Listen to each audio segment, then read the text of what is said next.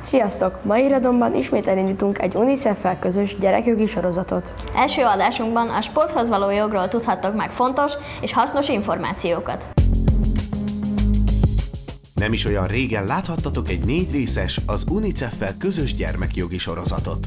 Rengeteg olyan információ birtokába juthattatok, amelyekről előtte esetleg sohasem hallottatok. Reméljük, valóban a segítségetekre voltunk. Szeptembertől azonban újraindul sorozatunk, és további benneteket érintő problémával foglalkozunk majd. Elsőként nézzük meg, hogy vajon mit is jelent a sporthoz való jog. A sporthoz való jogot az ENSZ gyermekjogi egyezménye rögzíti, ami azt jelenti, hogy Magyarországon 1991 óta minden gyereknek joga van ahhoz, hogy a szabadidejét hasznosan töltse el.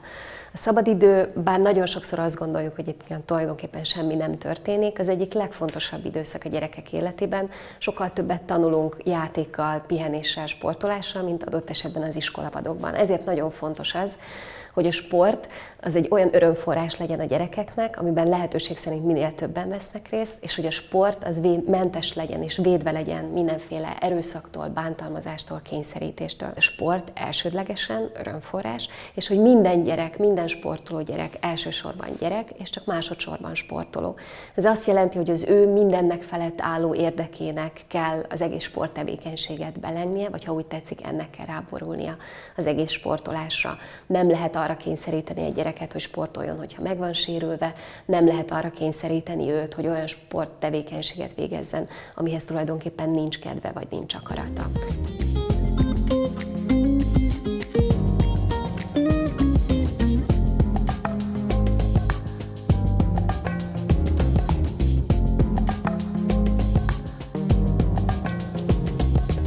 Sokkal könnyebben szocializálódnak a gyerekek. Hogy könnyebben tanul meg beilleszkedni egy társaságba, ha elkezd sportolni.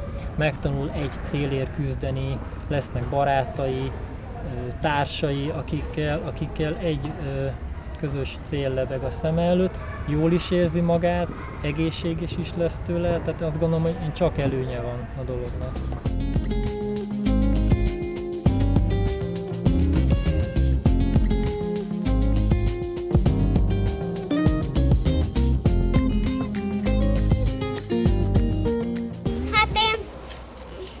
Gondoltam, hogy karatézni szeretnék, de anyáék úgy gondoltak, hogy jókizok.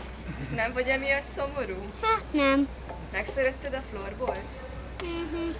Meg vagytok elégedve az edzőitekkel? Hát igen. 1, 2, 3, szakad! Összefogunk és játsszuk szépen a játékot, cselezzük a labdát és mondjuk, hogy magunknak, hogy ne szomorkodj, hogyha nem elveszítjük a versenyt, és boldog legyél, hogyha mi győzünk.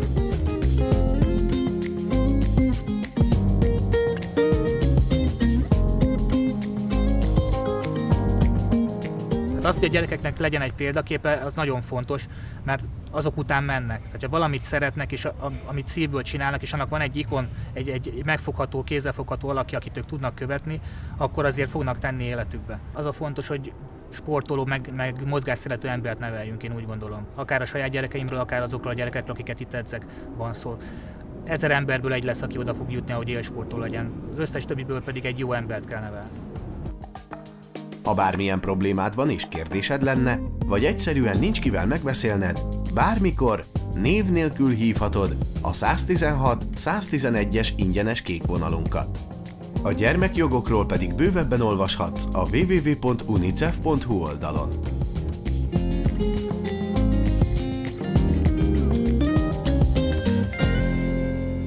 A Minimax iradót láttátok. Hamarosan találkozunk. Sziasztok!